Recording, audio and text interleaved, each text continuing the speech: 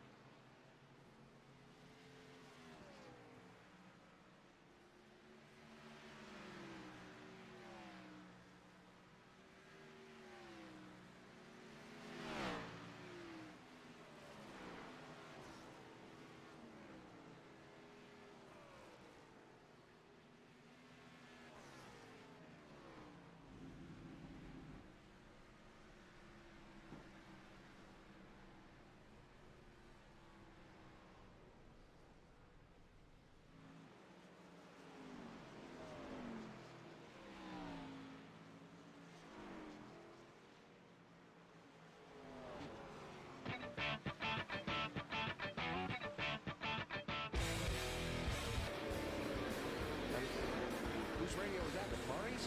Maybe Jamie McMurray's trying to don't tell Mike Wallace not to pass him, because after all, it's a, hey, here comes the leader. The leader's out of fuel. There we go. Kurt Busch diving in for a stop with 8 laps to go. Jeremy Mayfield is out in front. Kurt doing all he could to get the car slowed down by the commitment line and the pit road speed limit. His chance to win is over. And now, is that enough for McMurray? Marty? He's in. They're going to give him a little bit of fuel. The fuel gauge did flutter for Kurt Busch. Very quick stop. Enough fuel to make it to the end, but he will not win tonight. Boy, oh boy. Hang on. This is going to get topsy-turvy. Here comes Mayfield. He goes by, puts Kurt Busch a lap down. Or we get down to it, white flag. White flag, and Ryan Newman takes the white flag. Mayfield looking for the win. Who's going to have enough fuel to make the final lap? Bobby Labonte is off the pace on the back straightaway a little bit, getting passed by a few cars. Here comes Jeremy Mayfield. He wins the Chevy Rock and Roll 400. Someone who's going to be smiling from ear to ear is in victory lane. And Jeremy Mayfield has just pulled into victory lane and is about to climb on out and celebrate his first win in a long, long time. And this is big. I talked to his car owner, Ray Evernham, last week before the race at California. He said he believed they had to get it done last week. And when they didn't, they put the focus on Richmond. And Jeremy Mayfield has raced his way back to victory lane and into the chase for the next Velcop. 88, right with you, right with you, right with you. And up 4, trouble with Boyer. Get rolling, Caution flag is out, things change again. Wow. Get rolling, man, get rolling, get rolling, get rolling. Leader's right behind you, leader's right behind you, right behind you, right behind you. You're all right.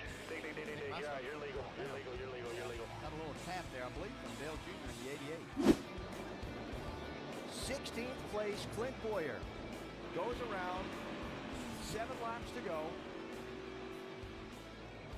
Brings up the whole situation we had at the end of the April race here about what tires are worth and the pressure on the pit crews and what strategy call you make. They're going to be all over the board here. See right here, Boyer, they did get a tap. Yeah, I'm not sure. It was close, but they're pit. We just watched some of the replays and we heard the radio. And people that hear that radio, somebody asking you if your arm's hurt or if the car's getting hot, they're going to want to know, did you spin on purpose to help your teammate? No, I think we had a flat tire or something. I mean, we went from leading the race and got back there, and I mean, they were driving off from us. I got down in there, it kept getting tighter and tighter and tighter, and then the 88 got in there, and by the time I got back to the gas, he got into me, and I had so much wheel in it, it just snapped around. But this sucks. I mean, the whole weekend was looking good. We led. Got caught in the pits. That's the 3rd week in a row we were leading and had a shot, a legitimate shot at win, and just got caught in the pits again, and wasn't our night. And because of a cleanup that's underway out of turn number 2, there are only 7 laps remaining in this race.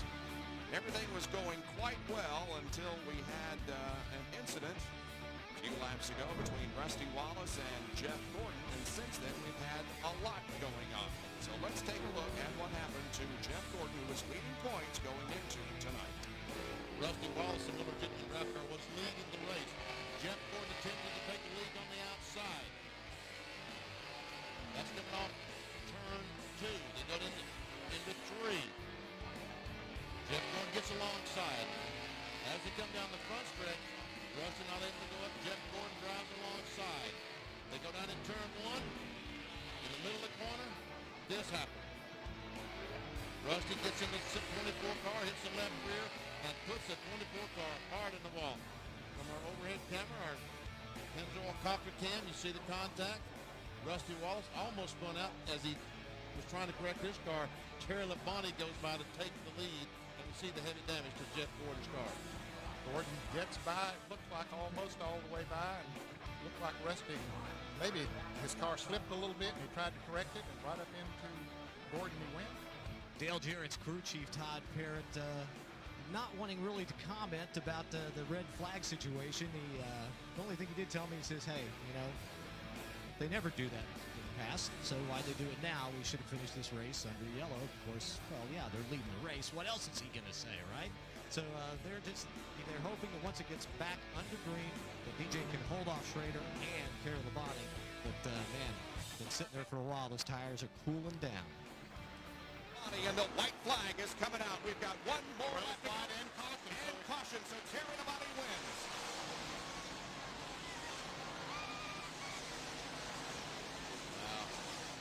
And Benson is still going. And Rusty's still going too. Evidently he didn't see the caution.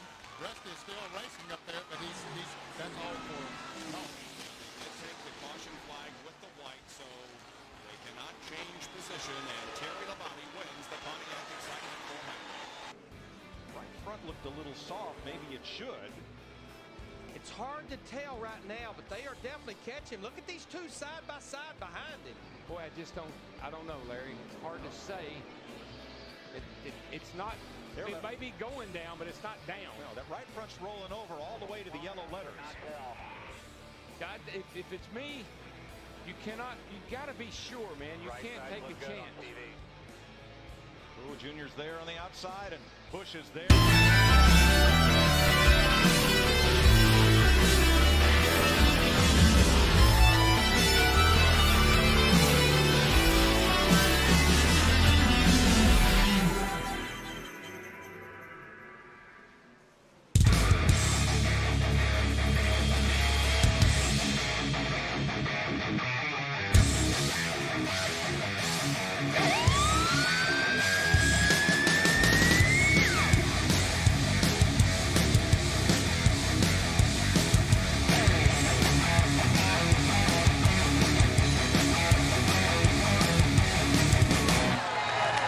Good job, buddy. P1 right there.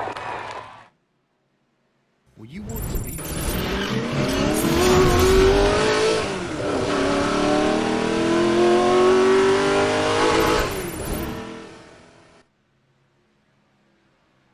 Welcome into Richmond Raceway. This is the Please Turn 160 presented by NTRL's very own Michael McCuskey. There is the race info for you, of course, picking up with the Xfinity series. We're live over on twitch.com/FadedTV and over on YouTube as well at No Toad Racing League. Alongside Kyle Gretsch, I'm Brandon Robinson. And Kyle, just a little bit of a difference from last week when we were on the road course. We are short tracking here tonight, Richmond. The premier short track, Strawberry Hill, the action track, whatever you want to call it. Tell us a little bit about what makes Richmond so unique here tonight.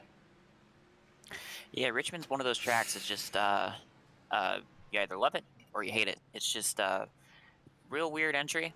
You're kind of having one of those corners where you can choose to kind of go in hard or you can kind of back up that corner. And kind of get that really good tire saving line, or you can, really go hard into that first corner. And then you got a second corner where, it's an identical corner, but it's backwards, which presents some interesting situations there for contact entering the corner. Yeah, this track's 15 minutes for me. I just got back from the race, so yeah, I'm deaf and ready to go.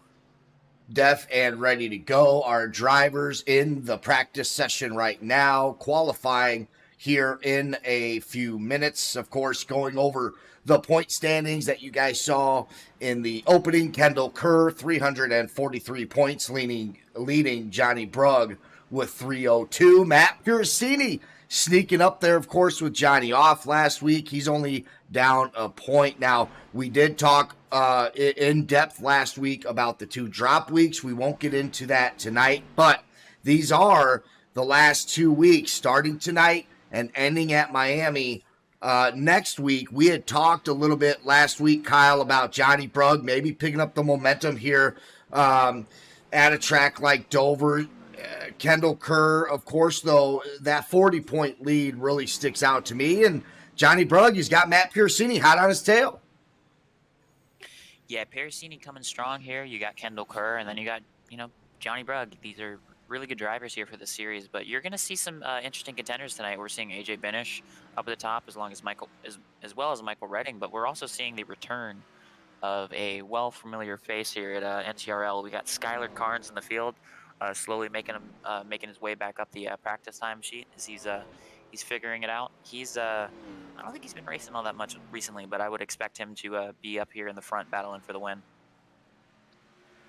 On a track like this, it is a short track. It's under a mile. It clocks in at exactly 3/4 of a mile. So this isn't your Martinsville. It's not going to be your Bristol, but it is a D-shaped track, and there's 14 degrees of banking through the turns, 8 degrees on the front stretch, and I think only 2 degrees on the back stretch. But it is short track racing, and because of the bankings here, Kyle, these guys are really going to be able to pick up some speed here on the track. We're all going to be bunched together. We'll see 2 wide. I'm sure at certain points of the race here tonight, we're going to see 3 wide.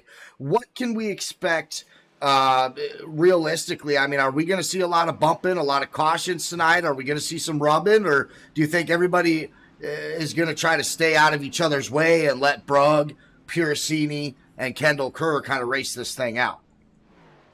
Yeah, this track's got some trouble spots, especially coming off of turn 2. You've got that kind of transition where the banking kind of falls away, and then you have that wall on the outside. I'm expecting to see some cautions, especially with different philosophies into entering turn 1. You can either go for that high line and kind of run either the second groove or cut to the bottom and try to get that really good, nice, steady arc off onto the backstretch, or you can kind of just run the yellow line, and both of those could be equally as fast. So, yeah, I'd expect to see some cautions tonight just because of how people enter the corner and how that might differ from what the person in front of them might be doing. Making his return here tonight at Richmond Speedway, the 47 car of Skylar Carnes, the 2-time NIL champion, the 1-time North Force Truck Series champion. Certainly not up there for the points championships, Kyle, but certainly throwing a wrench in here with Kerr, Brugg, and Piercini, as anytime the 47 decides to join the lobby, he has to be looked at as a real threat to win the race. Yeah, he's unfortunately he's not been able to compete for the championship this year. He's I assume from what I've heard, he's had some work duties come into effect there, so work comes first and play comes second. But he should have a strong run here tonight for his I think this would be his 3rd start for the season. Let me go check on that. As he checks on that, we're at full screen on my end here. There we go. Good to go. So we'll see. 45 seconds remaining in the practice session. As you see, a lot of these drivers certainly take advantage of the practice session. Everybody's here real early. They have a driver's meeting, I believe, at about 9:20 Eastern time. Kyle would be able to back up that time. But the point is, these guys are in the practice lobbies. They go through these race meetings. Admins are telling them what to expect for tonight's track, how people need to behave, and really just remind each other that we're out here for fun, but we're also out here being competitive, and you certainly don't want to ruin somebody else's race. Yeah, the qualifying starts at 9:25 p.m. Eastern Standard Time, and yeah, Skylar Carnes, just double checking, he's on his fourth start of the year. Hasn't had really the strong finishes. Has had a lot of problems creep up. Disconnected from his last 3 races as well, but hopefully we should see him up front and hopefully get a good finish for him. Well, and you see the times up there with Binish, Kerr, Redding, Brugg, Carnes, the whole top 5, very, very close with one another. In fact, it was really the top 8, top 9 were really close together there. That just goes to show you what we can expect here. Nobody's really blowing the time away here. So I'm hoping and looking forward to some good short track racing here tonight. And with just 2 weeks left, I hope to see some of these guys really let loose here tonight. Let's have a good action-packed race here at Richmond Raceway.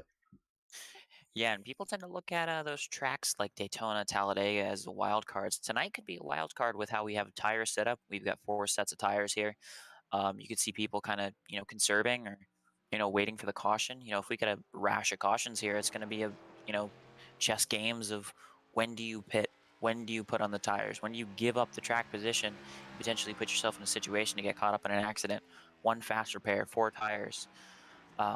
We should expect to get about 70 laps here on fuel, so you're going to need to, pit at least twice. Maybe you can fuel save to make it to lap 80, but yeah, it's going to be real interesting here, especially with just how cautions might go. We might see a more dramatic caution-filled race than what we saw with the Xfinity and the Cup race the last 2 days. Brian Cooper out there getting his time in right now. Pretty much all the drivers out there. Justin Malarkey in the 97 getting some laps in right now. Sitting pole with a 22.56. I think that would certainly be a surprise to me if he stays up there. We see Matt Piercini clocked in 22.72 with Redding taking that 3rd spot. Finished 4th. Liliana Hamilton 5th for now. Benson McCuskey full wider. Those guys all out there coming down pit road now. It looks like Brugg is still yet to make his qualifying lap out there, along with Joseph David. I was told is how you pronounce his name, even though it's a little tricky. I think it's spelled Divide, Davide, but I heard it's just David, so simple enough for me. And if that's wrong, then we blame Al Corey. It's as simple as that, Kyle.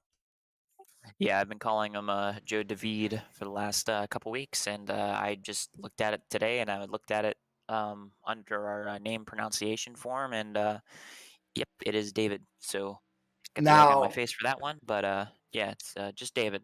David with an E. I saw there was some controversy about the 77 of Mike Corriveau. And I feel like I've been getting his name spot on all week. So I think, there may be some issues going on with the other broadcast, but right here on Faded TV, we got it dialed in. Kyle, glad to have you here. I'm so excited that you decided to stay. That was a decision that was made just a couple of weeks ago. You've been a great addition to the broadcast here. And hopefully, again, we can close out the season strong tonight at Richmond and then Miami next week, which Miami is also one of those wild cards, right? I mean, there's drivers that got that track down, and then there's some other drivers that they can never really figure it out. Yeah, it's a little bit different from what real life is. Real life has the 2 grooves that you kind of get the coming and going of both lanes, but in iRacing we're still kind of having the thing of single groove racing at certain tracks, but at least from my last experience at that track, it's kind of a bottom dominant track. So we should kind of see some interesting things play out there, especially with any mile and a half. We're gonna see our cream rise to the top, but it's just the things that happen in between the checker flags that would impact the championship there between Kendall Kerr, Parasini, and Johnny Brugg. Absolutely. And of course, that's what some of these drivers are going to be focused on here tonight. They want a strong finish, but they also want a clean finish to this race. Let those guys up there that are competing for the championship to be able to do so. If you're in that situation, you're hoping that those guys that are down there in the points are doing the same. But I mean, anything can happen here at Richmond. I've struggled here personally. I think it is, you nailed it at the beginning. It can be a difficult track, especially on cold tires. I feel like, if we do start getting into some cautions here at Richmond, I feel like it could be one of those nights where we see 2, 3, maybe even 4 cautions consecutively, just because, this is a very rhythm-based track, I feel like, Kyle. Yeah, it is rhythm based, but I think also one of the other things is just like road courses, I think it exposes some of the people that may not be comfortable in their brakes. Um, a good tire saving strategy at most ovals is just being able to be comfortable riding a very, very low brake bias. So it's going to be a little bit snappy. It could spin you around backwards entering a corner. But being able to have just enough rear brake bias to where it starts to rotate the car in the corner, to where you're not, relying so much on those front tires, where you can kind of get the momentum of the car starting to roll, so you can get it to turn without scrubbing those front tires, is very important for making sure your tires last long into the run. Yeah, and certainly trail braking, is certainly a good skill to have, especially on a track like this. As we go through the iRacing live timing grid, it is Justin Malarkey in the 97 that was able to hold on to the qualifying. So shout out to the 97 of Justin Malarkey. Matt Piercini going to be on that front row with him on the outside. Johnny Brugg going to be third with Redding in fourth. Binish going to be sitting in the 5th spot here tonight. John Kriegler 6th. Skylar Carnes, a little bit off the pace there in qualifying. He's going to be sitting 7th. Ileana Hamilton 8th with Kendall Kerr 9th.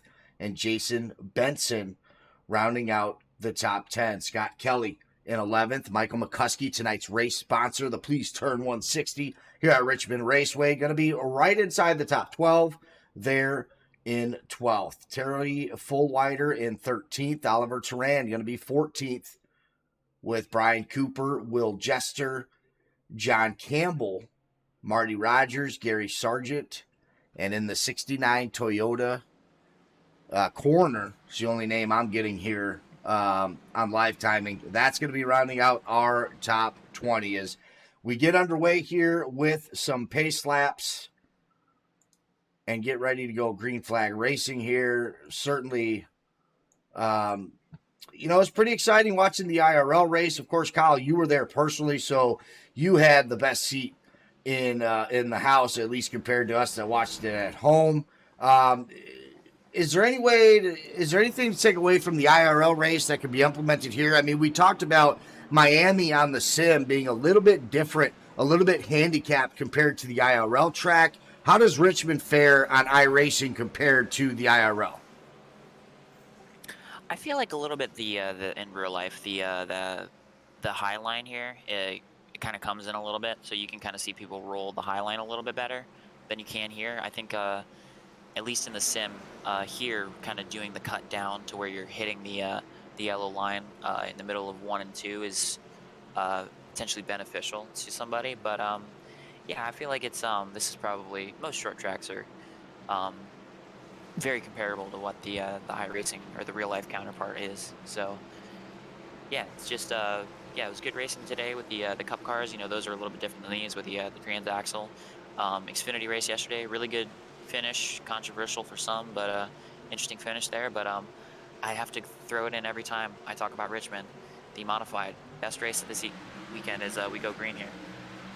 Yes, that we do. Matt Piercini, Malarkey, and it looks like we are almost flirting with 3 wide. It looked like Johnny Brugg was going to stick his nose down there on the inside. He backs off. Malarkey now fighting Matt Piercini on the outside. He's got 2 drivers in his rearview mirror down the backstretch. Tries to close the door on Johnny Brugg. They almost touch. Johnny now pushing the 97 up the track, coming out of turn 4 onto the D-shaped track here at Richmond, and they're side by side after lap 1. Yeah, that inside lane there going into the corner, you can really just dive it in there because it's really defensive to run that high line because you're just leaving that door open. So if you can kind of dive in there and get under somebody, you can really force we got contact between the 73 of Kreidler and Hamilton. Yes, we do in the 34 car almost as well with Scott Kelly. Looks like he had to come up onto the track. That's going to bring out our first caution of the night. Some good moves there by Kelly. We missed the Wilder. We'll have to get a replay of that, as unfortunately I got nobody in the red here. So let's see if we can go back and get a good look at that. You said Full Wider was involved in that? Yeah, it was the 99 of Kreidler and the 73 of Ileana Hamilton. Go back and take a look at this. Might have to rewind it the old school way here just a little bit. Coming down the backstretch, you see these guys bunched up too wide. Full Wider in the 9 car. Let's play it from here. Battling on the inside of the 22.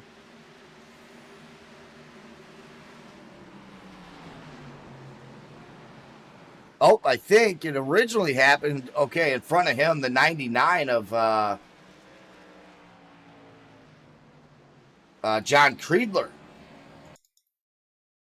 Wrapped up in this as well. Yeah, it looks like Kreidler just it looks like he potentially came down a little bit. Maybe thought that he was clear down to the bottom a little bit. It looks like a racing incident. I think, you know, the 73 could have maybe gave him a little bit more room, but I think ultimately Kreidler was moving down like the 73 wasn't there. Yeah, I agree with that assessment. Either way, it was certainly John Campbell, I believe. No, who's in the mayonnaise car? Was that Sid Kashishian? That is the 73 of Ileana Hamilton. Oh, it was Hamilton. Okay, so yeah, like you were saying, you know, he had the racing line. Kreidler kind of came down on him, but you're absolutely right. There, you know, especially this early in the race, we're on lap 9 right now, or lap 5, excuse me. There's definitely got to be some give and take there. There was certainly no give, all take, and that brings out our first caution here at Richmond. Yeah, and a lot of the times when you see accidents here, a good indicator of whether or not, you know, it's the person on the inside's fault is their proximity to the line. If they're at the line and someone's kind of getting turned by them, more than likely that person was turning down a little too much. That contact was a little weird because it was more entering the corner. But yeah, it's just one of those deals where you know, you got to be a little bit more patient. You know, the 99 and the 73 both can maybe after the race look at that and go, I might have done this different or might have done that different. But yeah, nothing's really going to change here for the rest of the race. We should see. I think we're going to see potentially some people in the back here pit get some good fuel here. I don't think we're going to see anybody really take tires. We're only 6 laps in, so yeah, just maybe set yourself up for a little bit longer run here. Yeah, we saw 2 cars before Sargent and John Crutchley. I wasn't able to get the names of those drivers, but certainly I think we've had 3 or 4 drivers come down pit road, like you said, Crutchley, Sargent being those guys, and like you said, they didn't take tires. They came down, they got fuel, they got right back out on the track. Now, they'll be starting at the end of the line, but like you're saying, you know, this is, it looks like now Marty Rogers down there in pit road. They're playing the long game here, and we talked about this 2 weeks ago. This league is full of guys that really like to push the fuel strategy, I feel like. Usually in other leagues, you see 1 or 2 guys kind of busting out their calculator, putting in some math. But this league, very smart. A lot of these drivers, they know what they're doing. They know how to make it to the end on strategy. Not only do we have drivers that push it, we have a lot of drivers who are really, really good at it. As we're coming to the green here, yeah, we don't see Al Corey in the field, unfortunately, but I'd say he's probably the best one in the league at doing it. And the best one at making the graphics there, you see on the top left corner, the Please Turn 160 at Richmond Raceway, Johnny Brugg going to take the green flag. Obviously, he knew, Kyle, coming into tonight's race, what was on the line. He's 40 points off of Kendall Kerr. He needs a really good finish. He made really quick work, taking the lead, taking that from Justin Malarkey, and look at that gap down into turn 3. Yeah, seeing some 3-wide action there between the 71 of Redding, the 21 of Kendall Kerr, and the 47 of Skylar Carnes. They're able to keep it clean there, just having some little bit of give and take there. Yeah, most certainly. You see Puricini on the inside of Skylar Carnes. Those guys are no strangers to racing to one another. Redding down 3 spots. He's in 7th right now. Ileana Hamilton, he's locked down in that 8th spot where he's been since the beginning. Jason Benson up 1 into the 9th spot with Terry Fullwider now moving up to the top 10. And you know what, Kyle? We talk about some of these guys that have had good seasons last year making a name for themselves. Terry Fullwider in the 9 has had a really good season so far this year. He's gotten into some trouble here and there, maybe trying to figure his identity out here in this league. But this guy, he knows how to wheel. Yeah, I think we have a really good contingent of just drivers who are there, and but maybe don't get the screen time because they're not in the top 4. But yeah, like say like AJ Benish, you got the 71 of Redding, you got the 73 of Hamilton, you got the 42 of Benson, you got Fullwider, you had our pole sitter Justin Malarkey. They're all drivers, and even drivers that have won races that are good, but maybe aren't the flashy guys who are out front, dominating like a Johnny Brugg or a Kendall Kerr or Kendall Kerr or a Parasini. These guys now getting into a groove. We've been green for 6 laps since that first caution. I think it was probably, when these races happen like this, Kyle, during those cautions, you always have small reminders. Hey, guys, give and take. Let's take it easy. It's early in the race. Do you think we may have gotten that message across during that first caution? Yeah, if we can make it a couple laps after restart, I think we're sitting pretty for potentially a long run here, because you just kind of get out of those situations where there's a lot of too wide, and it gets kind of difficult to pass here. As long as everyone does their job and they don't go dive bombing anybody into a corner, I think we should see some clean racing here. As we see some battle there between the 71 and of Michael Redding and the 42 of Jason Benson. Now, I noticed Johnny Brugg leading this and everybody kind of following suit where they can. That outside line on the front stretch and the back stretch, these guys are getting so close, they're almost touching the wall here. Now, on a short track with, we have a decent amount of banking, but, they're setting themselves up for corner entry. They're trying to get as wide on the back stretch as they can to be able to set themselves up for a nice entry, correct? Yeah, you got to get nice and wide here to kind of get your entry in. Well, you say get a good entry, but the good entry is really set you up for a really good exit.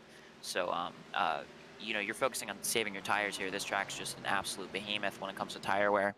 So you're going to, run that line that's kind of easy on your tires, and you really need to remind yourself when you're getting into a battle with somebody, hey, these tires need to last another 60 laps.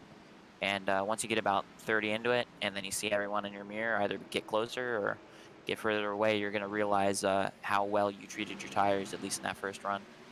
Yeah, and of course, that takes a lot of discipline, especially when you're feeling right, feeling tight. You got a fast car out there. One of the hardest things you can do is sit back and worry about that right tire. Some guys have that discipline. Those guys are the ones that are usually up front at the end of the race. And then there's me, who has no front tire 20 laps into the race.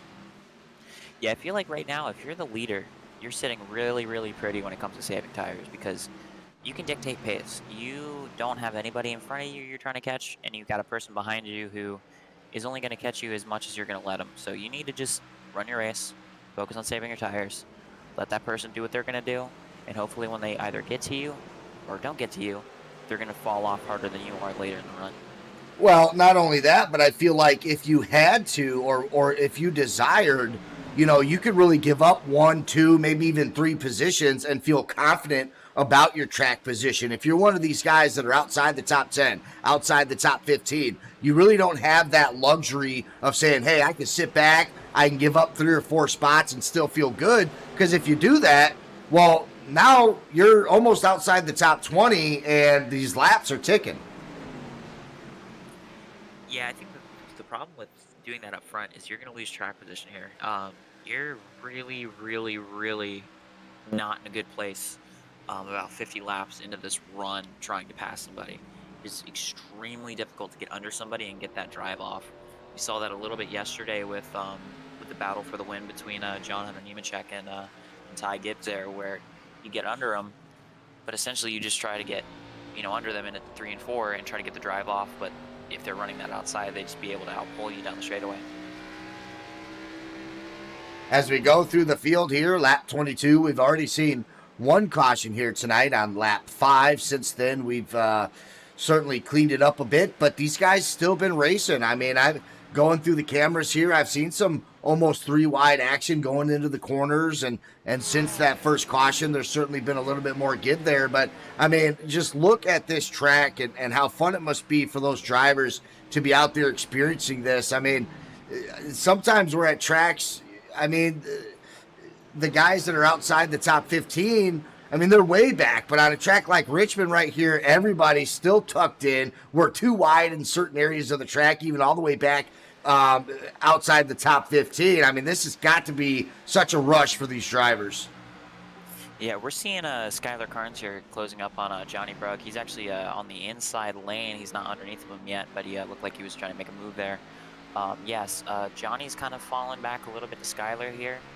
Skylar's definitely faster, but whether or not he's tearing his tires up, I'm not sure. But yeah, battle for the lead heating up.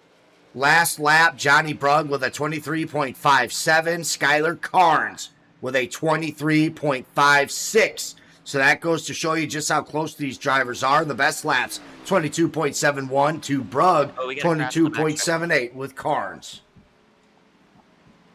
We had a little incident there on the backstretch. It looked like it was the 96 of Brian Cooper, the 26 of Joe David, the 99 of John Kreidler, and the 28 of Gary Sargent. And it looks like we're going to stay green through all that, too. We'll see if we can get a replay there or not. But right now, we're going to stick with this Skylar Carnes, Johnny Brugg situation. But that is unfortunate news for those guys right there. Yeah, tricky turn 2. Brian Cooper was on the low lane, got a bad push off the corner, hit Joe David. David hit the wall, came off the wall, hit Kreidler, and then the 28 of Gary Sargent went into the back of the 26. But everyone kept it straight, so no caution.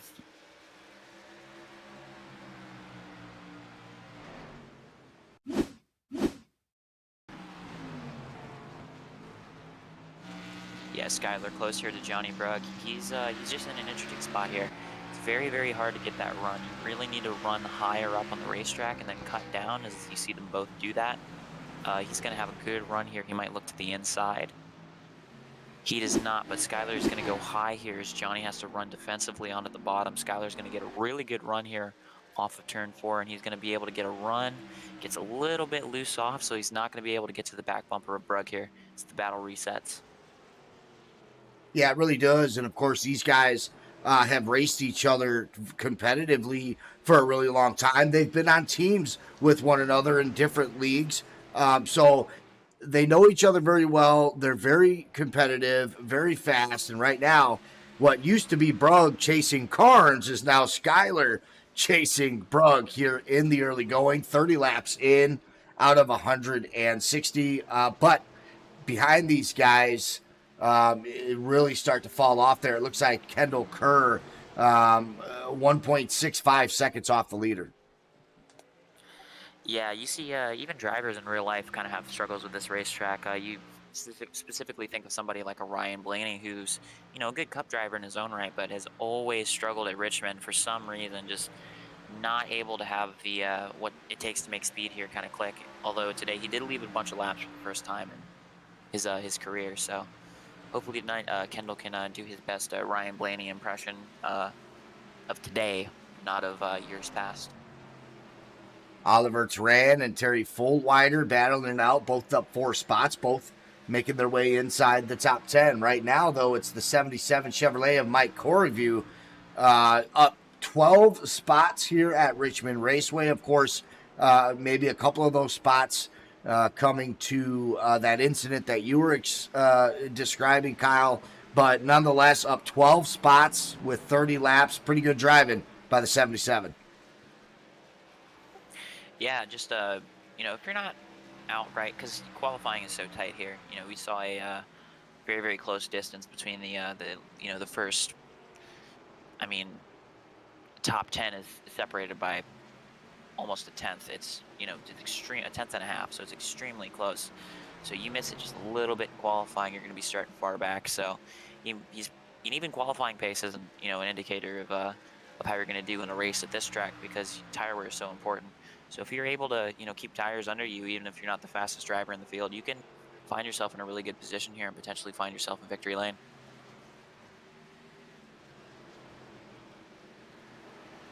The 77 allowing Will Jester by, so he's in no rush to put any more wear on his tires. These guys now doing the math in their head, how long they've been out there, their fuel, seeing when they want to come in. We might come up on green flag pit stops, as that first caution was so early into the race. Only a handful of guys came down to get some fuel. Everybody else stayed out. So, we still probably have a little bit of a ways to go before that pit window, Kyle, but these guys certainly have to start thinking about when that's going to be.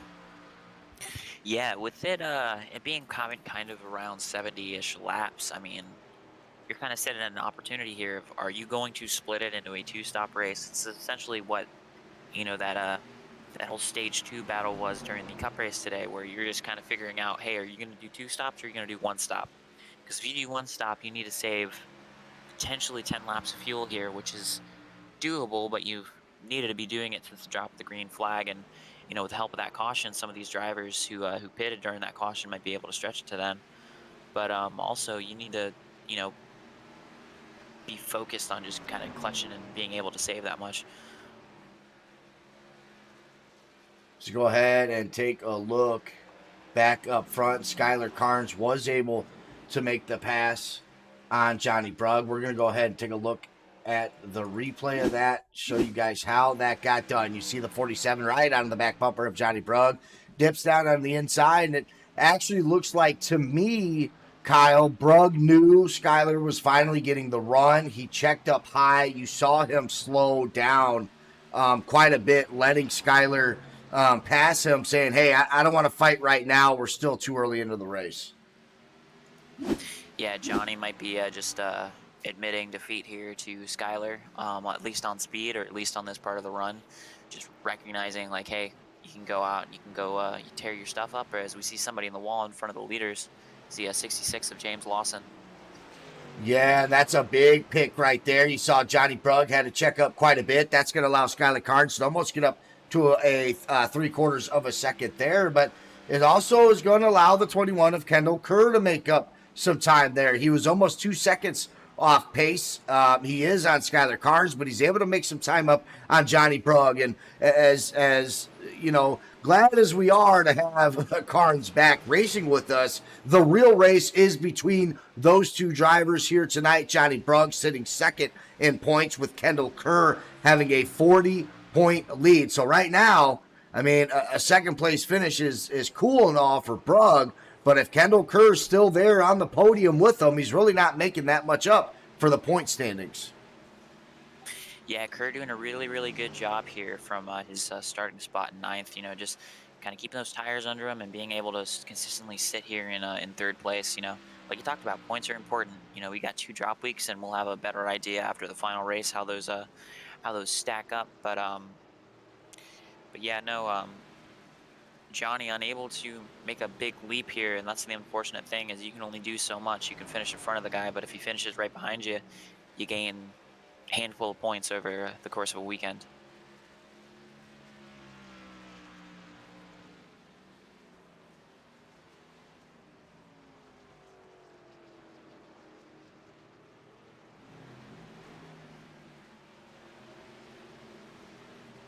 Absolutely, as we try to just mess with the little settings out there, try to brighten everything up for the people at home as far as looking at numbers next to names, etc. But yeah, we are coming up on lap 50 here out of 160, so we're almost a third of the way into the race. And as we look at the track map there, we are separated a little bit here, Kyle, but I mean, so far so good. 1 caution out of 46 laps. I thought we were already going to be in our 2nd or 3rd caution by this time of the race. Yeah, we should be seeing pit stops here, sometime around, I say, lap like 50, maybe like lap 53, and depending on when you pit, it's going to be really important for your strategy here. If we see somebody pit at lap 53, we know they're going to be pitting, one more time. If we see somebody be able to stretch it, maybe, lap 70 something, that they at least tried to stretch their fuel to lap 80. Or if someone makes it to lap 80, we know they're not have to make a stop, which would be extremely beneficial because that's only about a 40 lap swing in tires. So you might be able to stay out in front of the leaders and kind of sneak out a win like that. Johnny Brugg making some of that time back. He now sits just about a half second, a little bit more behind Carnes. So again, allowing Carnes to make that pass on him. The pressure is now off Johnny Brugg. He was able to kind of sit back, save some tires a little bit, maybe even save some fuel. He might try to wait for Carnes to go on pit road and stay out a couple of laps. I think if he wanted to undercut him, he may have already decided to do so. So we'll have to see how that plays out. But you bring up a good point here a few laps ago. These guys now really in the thick of things as far as coming through some lap traffic here, which on this track, I mean, it's easy to say, oh, I'm just going to check up high and let these guys down. But once these tires get to a certain point of wear, this could be tough once we start getting into a pack of 3 or 4 lap cars.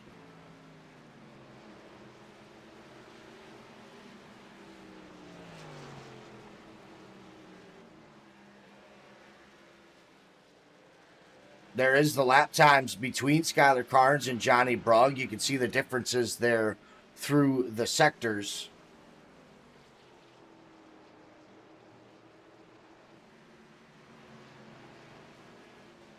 We do see some cars coming down pit road right now as well. Looks like Lawson down in pit road.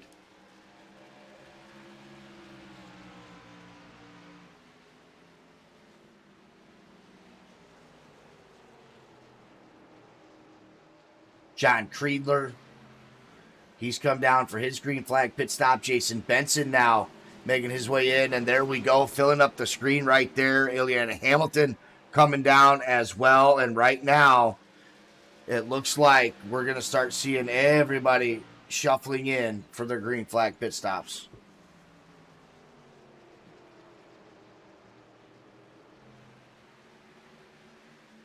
Sounds like we're going to see the 24 pitting this time, if I heard that correctly.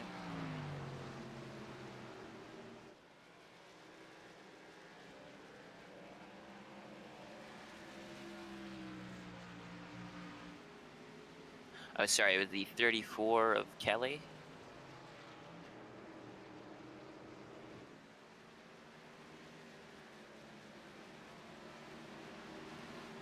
It should be real interesting here to see when the leaders pit, because we have essentially Skylar Carnes and Johnny Brugg just sitting out front on old tires, and they're going to be losing track position here, at least at the first part of the run. So whenever they rejoin in, that's going to be very important, because they're going to be on fresher tires, maybe only a lap or two, but they'll be, that 10th or that 2/10 faster a lap for at least that little while they have the tire advantage.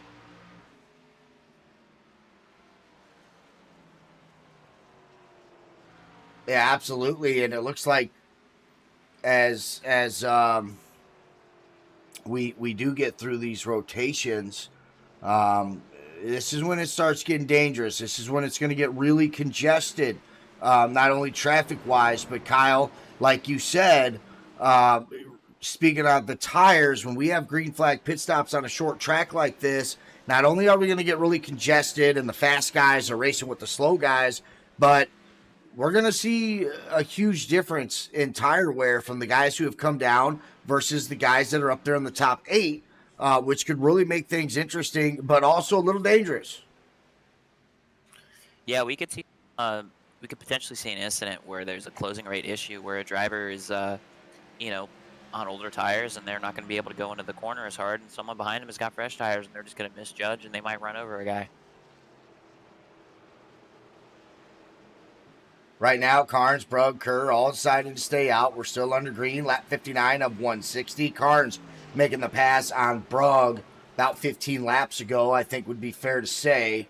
But Brugg pretty much taking over the lead. Lap 1 was able to maintain that up until that point. So Brugg, Carnes, those have been your leaders of the race. Kendall Kerr started 9th here tonight. He's found himself all the way up to 3rd, chasing Johnny Brugg, but of course Brugg chasing him in the point standings. The pole sitter, Justin Malarkey, he's lost 3 spots, still inside the top 5, sitting there in 4th. And right now with Brugg and Kerr coming down for pit stops right now, that moves Malarkey back up to P2.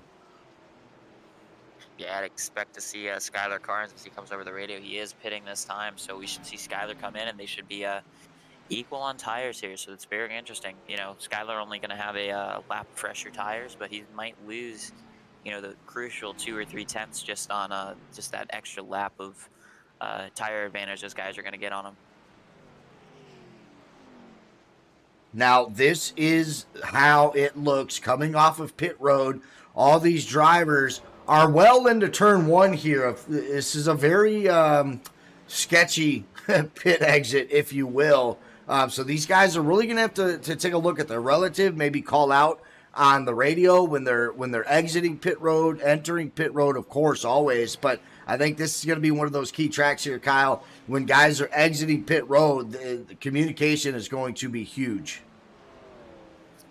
Yeah, I'm not sure what showed up on the broadcast today, but that was definitely something you saw kind of being sketchy on the backstretch. I said off of the turn 2, you just saw a lot of people coming off of pit road and kind of getting into these 3 wide situations, but they're on fresher tires, so they really need to get by those guys that have been out on track for, you know, 60 extra laps compared to them. So you can see some sketchy situations here, but looks like we're mostly going to get through the cycle here. So we got one more stop after this for a majority of the field, so we should see some interesting strategy here. When do you make your next pit? Because it's not going to be as simple as, you know, just pit it halfway, because you could pit earlier and make it. So we're kind of sitting in a interesting spot here for some key strategical decisions here. Yeah, we should certainly see some of these drivers that are outside the top 8 maybe undercut some of these guys that are up top, try to get an advantage that way, because you're absolutely right, and that's going to be a key part at the end of this race. Right now, Justin Malarkey, our pole sitter, did take that lead back because of the pit stops. Redding up there in P2. Oliver Turan making an appearance up into the top 3 right now. But, of course, these guys going to get chased down here sooner or later. You see Skylar Carnes and Matt Piercini and Brugg and Kerr all grouped up there 7th, 8th, 9th, and 10th. So these guys on the move now, and they are going to have a little bit of fresher tires than these guys up front. Yeah, Skylar and Brugg are still 1 lap down, so if there's a caution, we would see kind of an interesting situation here. So that's why you see these top 6 kind of staying out, waiting for an opportunity for them to get a caution that would equalize them and give them an extra set of tires compared to, you know, a Johnny Brugg and a Skylar Carnes. But yeah, we see Will Jester here covering off the lead, the de facto leader after the cycle goes through. Skylar Carnes are entering turn 1. Yeah, and here comes Carnes and Bruggs. They're going to get their lap back the hard way, making the pass on Justin Malarkey. So Malarkey did have a lap on these guys. That is not for position, including that 21 car of Kendall Kerr, but that does get their lap back. You can see the speed differential because of the tires, the timing of the pit stops, how much speed these guys have over the leaders, Malarkey, Binish, Turan. So right now, since we last checked in with that, those guys have moved up 3 spots, with Skylar Carnes leading the way and Brugg behind him, with points leader Kendall Kerr hanging in tough behind Brugg. Yeah, Kendall Kerr just had a real sketchy situation there with Will Jester. Will Jester just went into the corner with Kendall Kerr right behind him in 3 and 4, and just chopped his nose off. So that was real sketchy there between the 2 of them. Kendall came out okay. But, yeah, that almost was a caution there.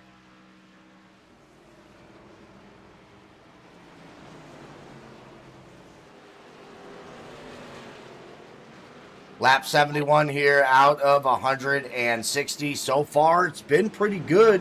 I don't know, Kyle, thoughts here? We're a little bit over or coming up on halfway. What are your thoughts here so far, Xfinity cars here on Richmond? Yeah, this has been interesting. I was not expecting people to be stretching it this far. I understand why they are stretching it this far, because if they get that caution, they're going to be they're going to have a leg up on, you know, a Skylar Carnes and a Johnny Brugg. But yeah, it's just you know, I'd be impressed if as many drivers that are currently out just you know, are able to stretch it to lap 80, because they've stretched to lap 80. I think they're sitting in a position to kind of pull one over on Skylar and Brugg and Kerr and Pericini as well, and just kind of run away with a race. Because if you're able to cut out an entire stop here, especially at Richmond, with as few laps as we have, yeah, you're going to be sitting pretty.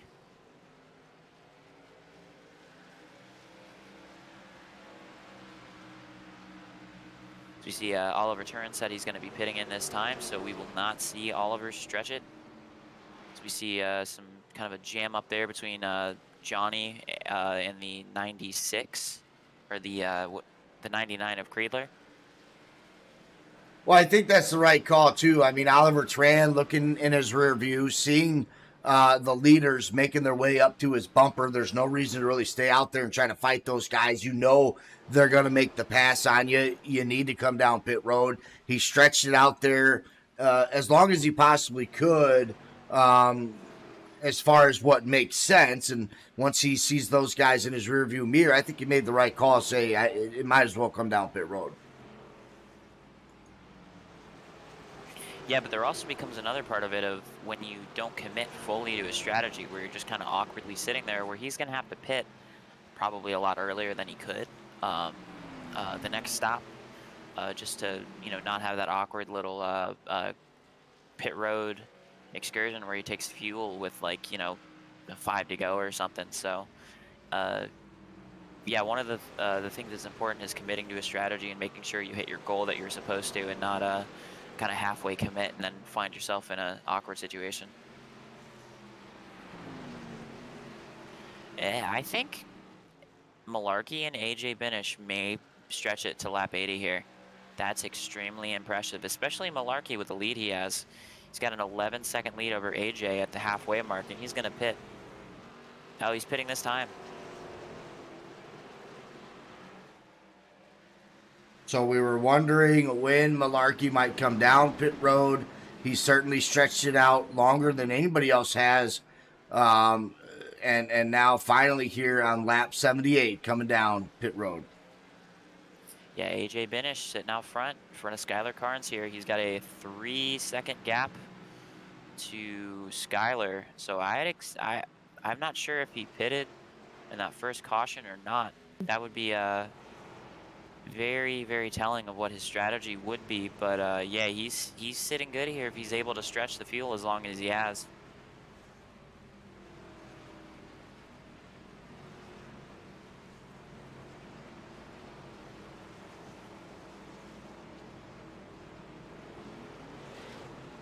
We're going to keep this on the leaders with Skylar and Johnny Brugg making their way through there. Unfortunately, Kyle, I have to step away for just a few minutes. Something's going on here I got to take care of real quick. I'm going to leave it all up to Kyle. He's going to be solo. We'll keep it on Skylar for now. I'll be back in a few minutes. Yeah, on board with Skylar Carnes. You just saw AJ Binish finish at, or come to the pit road at about lap 80 here. He might be able to one-stop this race, which would be very, very interesting, because if he's able to one-stop it with Skylar Carnes on his bumper halfway into this race, it's going to be real interesting when we hit coming near the end of the race and he's got a little bit extra on fuel he needs to save. So this will be really, really interesting here for strategy. Out of the front bumper here of Skylar Carnes, you're seeing the 97 of Justin Malarkey out front. You got Marty Rogers running the high lane there. I think Marty's on old tires comparatively to Skylar here, as Skylar pitted at about a lap 60. So we're going to see Skylar here be able to pull underneath of Marty Rogers here, as Marty kind of struggles to get off the corner there. Just a difference of tire wear, not a difference of skill. See Skylar get just off that yellow line, cutting in, getting to that exit of turn 2. You hear him lift a tiny bit. He turns in a little early. He's going to carry it not all the way to the yellow line, but he's going to run about a foot off of it. He turns in, gets real close to it exiting. Yeah, he has got a 1.2 second lead over Johnny Brugg behind him, who's working on the lap car of Jason Benson. We are sitting pretty close here between 1, 2, and 3. There is a 1 second gap between Skylar Carnes and Johnny Brugg, and between Skylar Carnes and Kendall Kerr, who's in 3rd place, it is 2.2 seconds. So we have the front 3 almost nose to tail, not completely, but very close to nose to tail.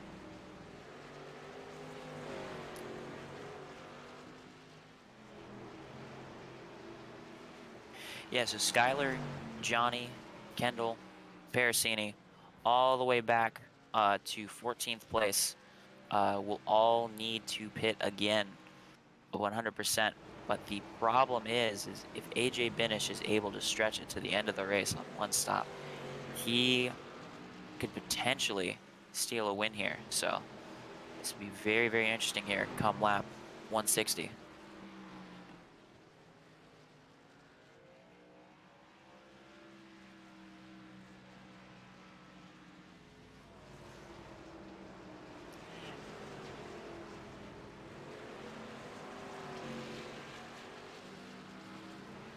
Yeah, Johnny Brugg all by himself on the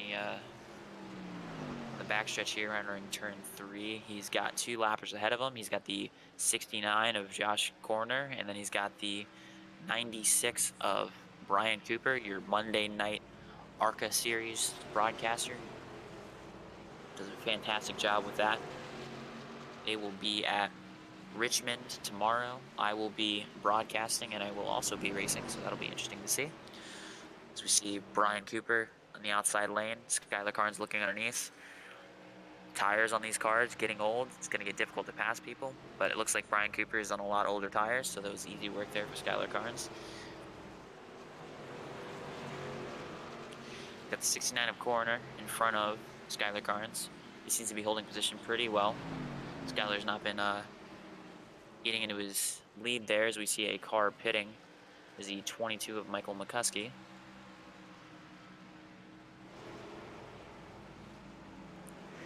That Corner enters the corner, slides up about a groove, is going to come back down. He's going to kiss the apex there, and he's going to try to get underneath of the 117 of John Campbell, our Krispy Kreme car.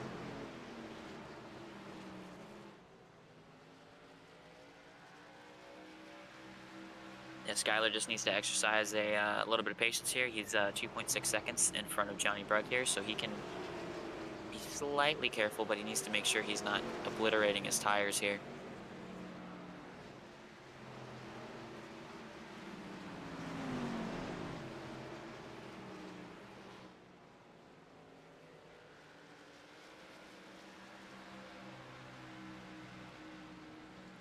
Lap 92. Skylar Carnes goes to the inside of Joshua Corner there. He's coming off the corner there. He's not going to make it underneath of him. Does not have the drive off like the 69 does, running the high line here. You see the 69 go high. Does not give the position up to Skylar Carnes, your leader. You will see Skylar be able to send it into turn 1. If he can clear the 69, he should be able to get a clear exit and come out in front, as we see the 24 coming off pit road. So the 24 committing to an early strategy here of pitting, so he can kind of get the undercut here on your race leader, Skylar Carnes, when Skylar needs to pit. Because like I said, Skylar needs to pit, and he pitted at about a lap 160, or pitted on lap 60. So we should see him on pit road at about lap 120, or even earlier for the final run here. Caution free so far. We should see, I would bet on us going green the rest of the race here. Just a product of circumstances. We see the 24 here showing the power of fresh tires, just being able to close right up on the 47 here, and he's going to look on the inside, and he should be able to get underneath and potentially even clear the 47 coming onto the backstretch here, just on that drive off with those fresh tires. Bringing up the pit stop strategy, pit stop laps. As you can see, Johnny Brugg and Kendall Kerr came down on the same lap right there. So I think Kyle Kerr knows that this race is between him and Brugg. He's playing it safe. He knows he doesn't really need to beat Brugg right now or win this race. He just needs to be able to come away with enough points to stay out in front of Brugg. So you see him pitting the same time Brugg did. I imagine that's his strategy here tonight. Yeah, that's definitely a good call. Playing the points battle here. That's definitely going to work out in your favor if you do that for the next this race and the next race. You should have a good shot here at the championship. You know, we got that 30-point difference, but we also have 2 drop weeks, so that's going to factor into our championship discussion here. So these guys, Brugg and Kerr, both on 30 laps since their last pit stop right now. You see Redding behind them just about the same as well. Malarkey only on 18 laps. He stretched it out further than anybody. Kyle, do you think he... I mean, he's out of 2... He's trying to be, I suppose, possibly a 2 pit stop strategy. I mean, he came down lap 78. He's going to have to save some fuel this time around. Can it be done? I think it's unlikely. Who are you talking about again? Malarkey. Malarkey. Okay, I thought you were talking about Skyler. He's been, I don't know if it's been showing up in the broadcast, but he's been blinking a bit for me. But yeah, Malarkey, I think if you've not saved those 2 laps during your first stint, you're not going to be able to stretch the 4 extra needed on top of the 10 you're going to need to make it here. As we see Johnny Brugg, he said he's going to pit this time. Yeah, and so you see him give up the inside to Kendall Kerr, so he's coming down. He's on the apron right now. So Brugg, the first guy that's up in the top 5 here, coming down pit road. Even with Malarkey stretching it out there, though, Kyle, he put a lot of guys a lot of laps down, and even with that long pit strategy, he's still in the top 5. Now we see the 97 move up to 3rd. So setting himself up in pretty good situation right now, but like you said, we're gonna have to wait and see how that plays out towards the end. You see Carnes now up to a 5-second lead over Kendall Kerr. Yeah, he's going to have to pit anyways, as we see the 34 of Kelly kind of getting into the wall back there. He's going to be in an interesting spot, because is he's going to come down and just take a splash of fuel and make it to the end? Is he going to take 2 tires? Is he going to take 4 tires? Because you're going to pit. You're going to lose a lot of time if you need to pit. So he's going to be in a tough spot here come the end of the race, kind of making his decision on what he wants to do. We've made it over the century mark, 103 laps in, and we are heating up right now. We've had, like Kyle said while I was stepping away, we've only had 1 caution here, which really allows for these pit strategies to take place. These are the kind of races I like to see as a viewer. Sometimes when you stack up these cautions, it really just makes the decisions easy for everybody, and then you see they all come down at the same time. When you get these green flag stretches like what we've seen here tonight at Richmond Raceway, just adds a little bit of spice and excitement to everything. Yeah, you get a lot of cautions in any race where fuel strategy is an option. You know, that's always going to mess things up. But then you kind of get these really segmented parts of the race where it's just kind of hard to watch, where you've got these long caution periods. But you should see the 48 pitting this time, and I'm surprised we haven't seen Kendall cover off Johnny Brugg here. So Kendall must have a different strategy here compared to Brugg. Might think it might be worth it for him to stretch it a little bit here and either hope for a caution or think he can overcut the 1 car.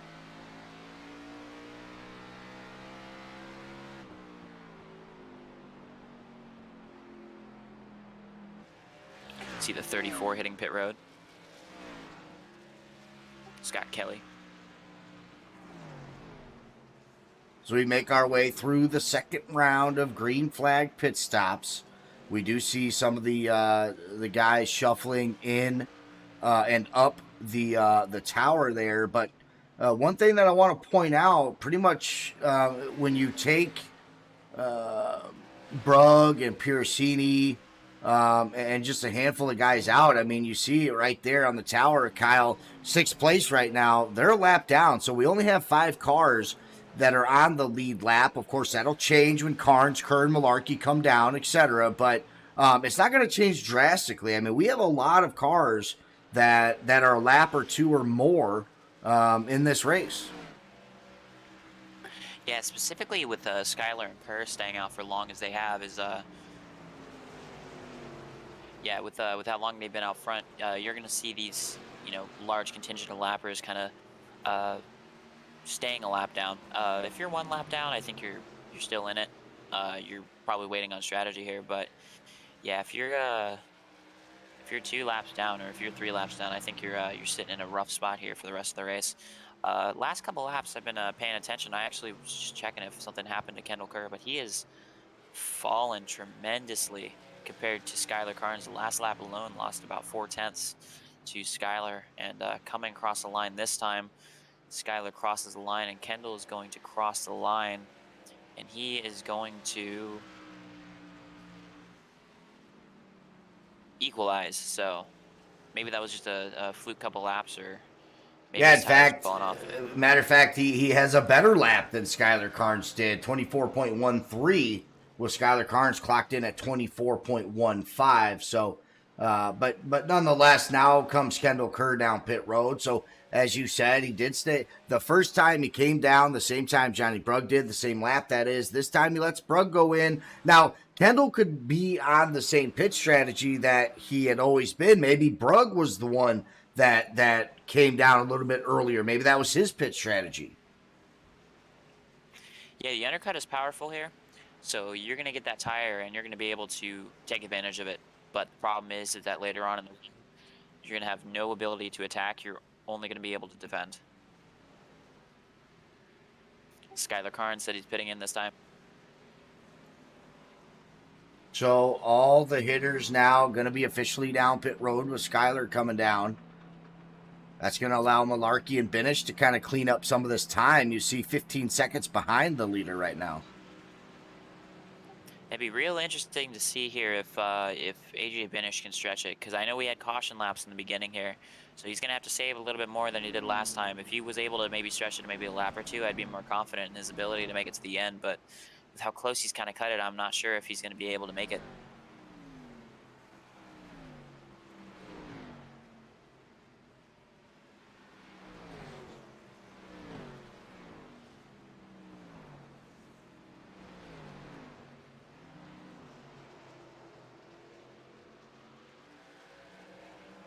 Yeah, AJ's going to sit 14 seconds back from Malarkey, so I don't think AJ's, or as it looks like,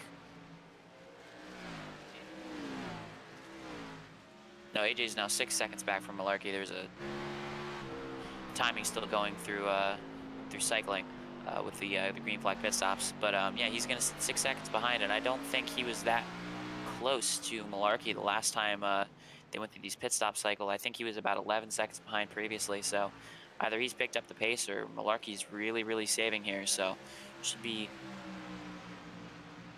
close battle here with the fuel, or potentially even just an omission by Malarkey that he might not finish here and maybe pit with 30 to go or something. Lap 117 now out of 160. Justin Malarkey now taking his shot at the race lead, as we saw during the first rotation of green flag pit stops. Binish finds himself up into the top 3 as well. Johnny Brugg, though, because of that undercut, finds himself this time in front of Skylar Carnes. However, Kyle, his tires, by the time Skylar catches back up to him, really shouldn't be that much of a contest for the 47. Yeah, Skylar's been, he's just been running through the field here. But one of the things is if he's been fuel saving this time, AJ, Skylar, might catch him. Well, Skylar pitted when he did, so Skylar's gonna have a lot of fresher tires than he would have the last time they did this strategy. As we see Skylar kind of closing up close here on Johnny Brugg. Bit of a testy moment there with Terry Fullwider in the 9 car and Johnny Brugg. Johnny kind of getting defensive there with his line, kind of entering low to kind of block Terry Fullwider. That was a aggressive mood there as somebody who's running for the championship. Yeah, it really was. Terry says, well, then fine, I'll go up high. Johnny Brugg now almost makes contact there. He's got the 74 car now on the inside, and it looks like Brugg's tires fallen off here just a little bit, as you can see some of these lap cars now making their way on the outside, now on the inside of Johnny Brugg, and now Brugg getting a little bit loose coming down the backstretch. Yeah, he pitted a lot earlier, so he should have a lot, he's going to have older tires. But the problem is that, it looks like he's fallen off tremendously, so maybe he pushed a little too hard out of the gates there. So he's going to be struggling for the rest of the race. Unfortunately, the tires are not going to come back to him, so he's probably going to lose third place here to Kendall Kerr, as Kendall had stayed out for a while, and he's only a 2-second gap behind. So he should be able to catch Brugg here, and Brugg might be in danger of potentially even losing fourth place to like a Michael Redding.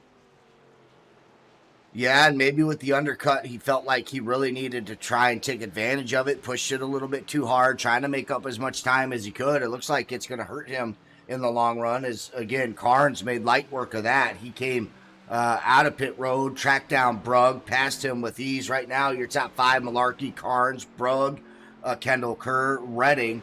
Outside of them, Matt Piracini, who's sitting in third, by the way, in the point standings.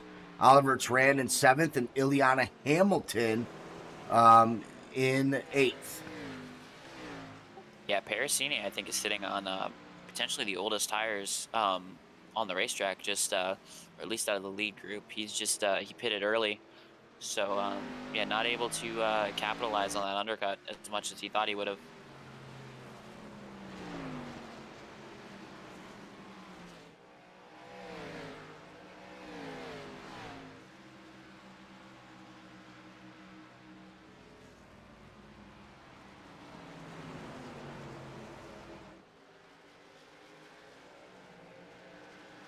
All right, just checking it out here. AJ Binish pitted on lap 119, so he's going to be sitting a lap down here.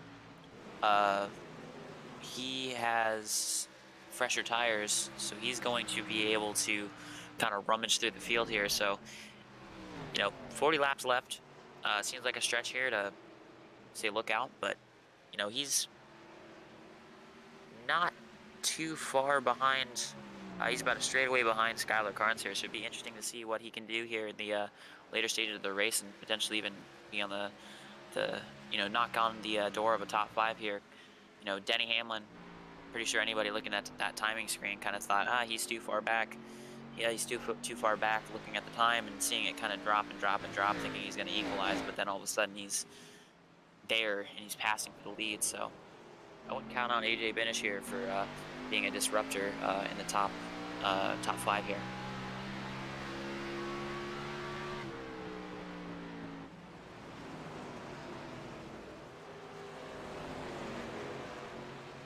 Yeah, Skylar is now 6 seconds behind Justin Malarkey. Justin's been able to hold a little bit here, not been dropping off the pace as much as I maybe would have thought of for how long he's been on the racetrack. But yeah, Malarkey's going to be sitting here. I think he's just waiting for a caution. I don't think pitting with less than 30 laps to go is a smart decision. But if you're betting on a caution coming out, then that could really be to your benefit, because if he gets a caution here and he pits, it's going to force about 6 cars to take a waiver round, and you're going to be one of 5 cars or 6 cars on the racetrack that have fresh tires. So you're going to be sitting really pretty versus pitting and having to charge through the field and maybe be lucky at getting a top 10 finish.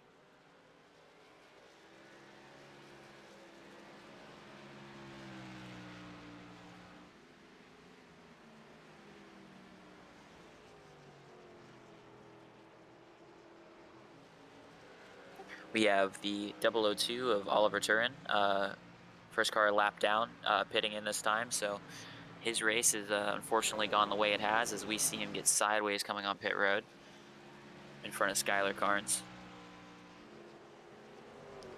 Skylar here in 2nd place currently, 4 seconds back from Justin Malarkey, so he's closing. He should get there.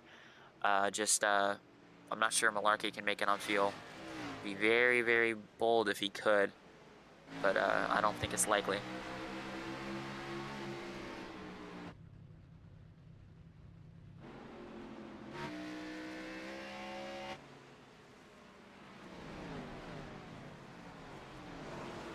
Yeah, Johnny Brugg has fallen back to being 6 seconds behind Kendall Kerr, and that is not a gap that is going to come back the way of Johnny Brugg with how the tires are. Johnny on older tires, he's going to fall back here, and potentially, if Michael Redding can hold on to it and gain that 6 seconds over the remaining 24 laps of this race, he might be in contention for the win here. Or not for the win, sorry, for passing Johnny Brugg.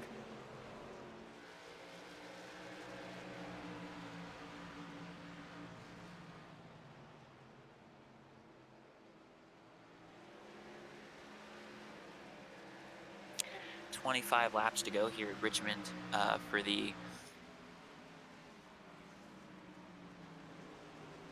Michael McCuskey sponsored race. Skylar Carnes closing in on the leader here. It's going to be 2.6 seconds back, so he can practically see Malarkey in his front window. Should be closing in over these next couple laps. I am surprised to see Malarkey still out on these tires, because if he has to pit, he is going to be in a world of hurt here. He's going to go, you know, potentially even 2 laps down, you know, trying to salvage a race here if he has to pit. But, you know, maybe he saved enough fuel. Maybe he's going to be able to stay out. But I think the inevitable here is Skylar Carnes is going to catch him, as we see him just in that lap alone catch him by 0.5 of a second, down to a 1.2 second gap here as Skylar passes Gary Sargent.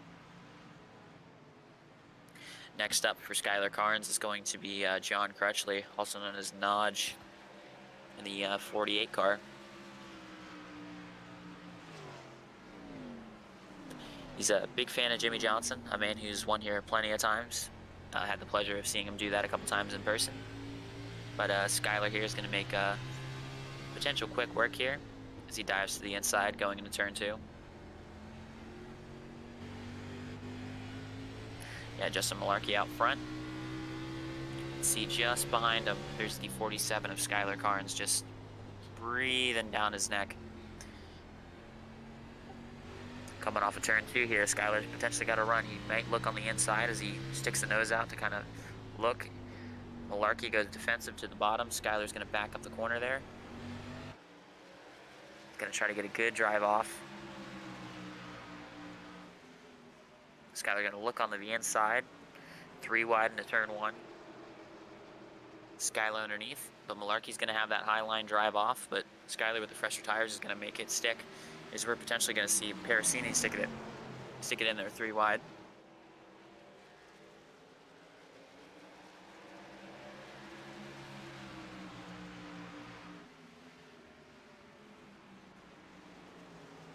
Yeah, Parasini pitted on lap 127, so he's going to be on fresher tires, so he should be able to pass Skylar Carnes here. He's a lap down.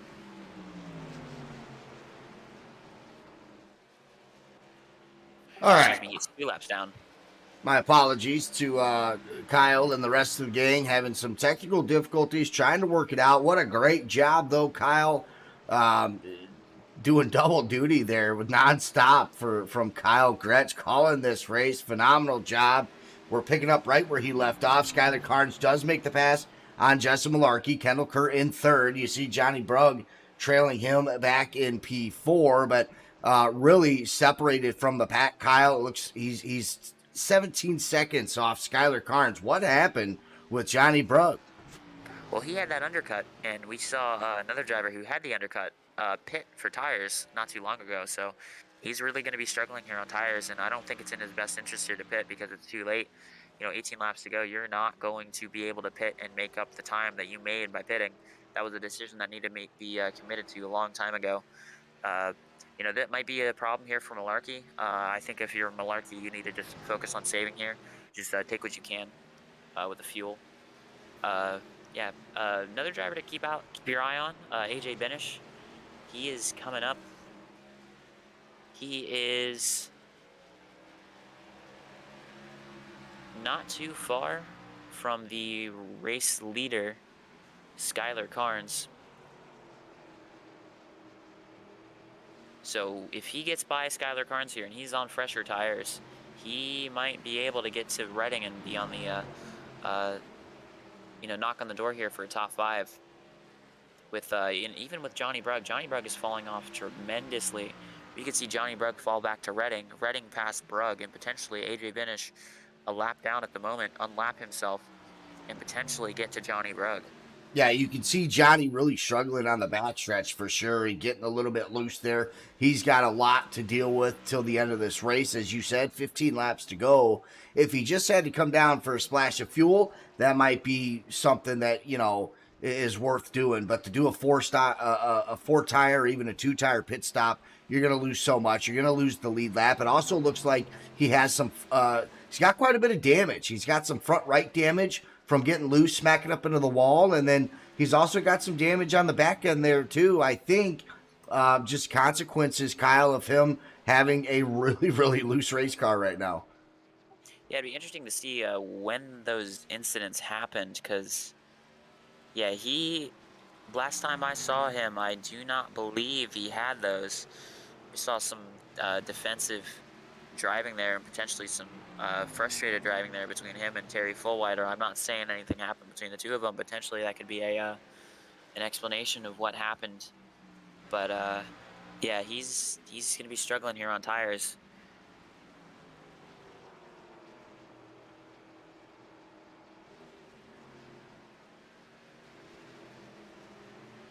Now, some of these guys fighting for a respectable top 10 here. Ileana Hamilton, 8th. Matt Piercini is in 9th. Michael McCuskey in 10th. But outside of that, you have Oliver Turan. You have the 69 Toyota driver of Corner there. He's up 8 spots altogether, starting P20.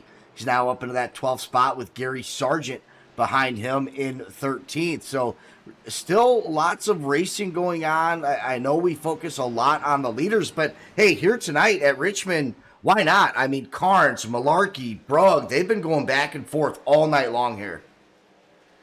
Yeah, you're going to see just swinging of just track position for people that are a lap down to 2 laps down to 3 laps down, with fresh tires. We're seeing some people coming down pit road now, even this late in the race. Looks like somebody was on pit road, but yeah, you're going to see that car come back on track and potentially be the fastest car on the racetrack. So, yeah, Malarkey still got a 4-second gap back to Kendall Kerr. He might be able to make it at this point. I think might be able to make it to he needs to make it to have a good race tonight. So he's got enough room. He could even give up second place here to Kendall Kerr, and he'd be able to potentially save those necessary laps he needs to make it on fuel, as it looks like he's coasting into the corner pretty good there. Yeah, and of course, like shooting it off going into the first corner. With 8 laps to go here, it looks like Skyler's going to run away with this, but of course, there's always that late race possibility of having a caution. That would change everything there. It looks like Brugg would be able to get the lucky dog on that one. Everybody would come down pit road, and who knows what would happen there. So with now just 7 laps to go, Skyler, Malarkey, and Kerr most certainly hoping that we go green all the way to the end. Yeah, this late into the race, I mean, we're sitting with now 3 cars, 3 on the lead lap.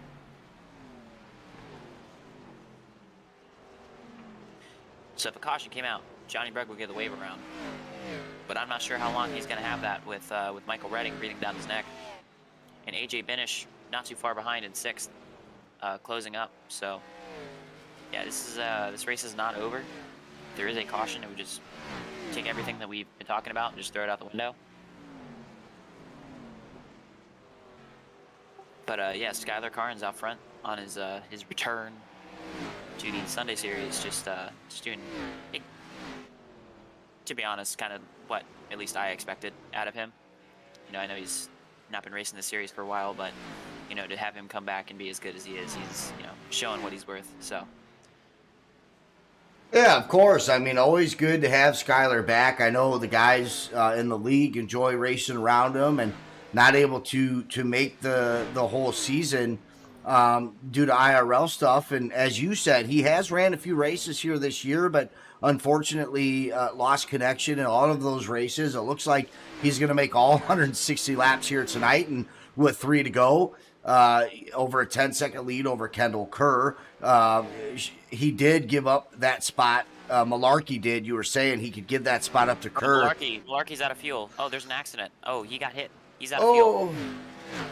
He's going to take it down to the infield. It looks like we're going to stay green, and that's what you were worried about there. Good call, Kyle. We did not think Malarkey was going to be able to make it. He was playing a risky game, and unfortunately just not able to finish this race. That's going to be it for Malarkey.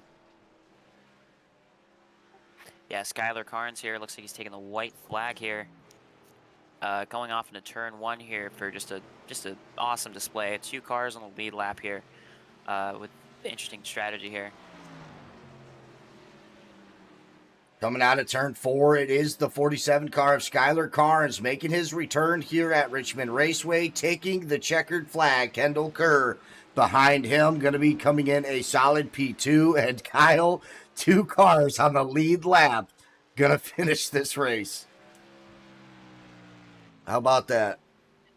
Yeah, it just shows how, volatile Richmond can be with just tire strategy. We had, 2 cars on the lead lap here, but, for a while there, we looked like we had about a 5-car battle for the win there. Yeah, just you need to really pick when your tires are on your car and, commit to your strategy when you do. So, yeah, Skylar coming out and burning it down here at Richmond Raceway. Denny Hamlin fan, getting to do his best impression of Denny Hamlin today. And is he really? I am 95% sure he is. Oh, that's a yikes. You know what?